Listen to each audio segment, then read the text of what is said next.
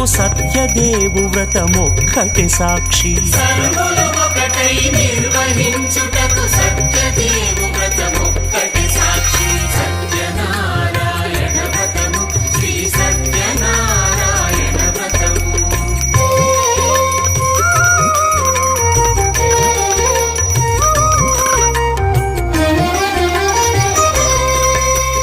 కొత్త పీటగొని తెచ్చి పసుపు కుంకుమలతో అలంకరించి,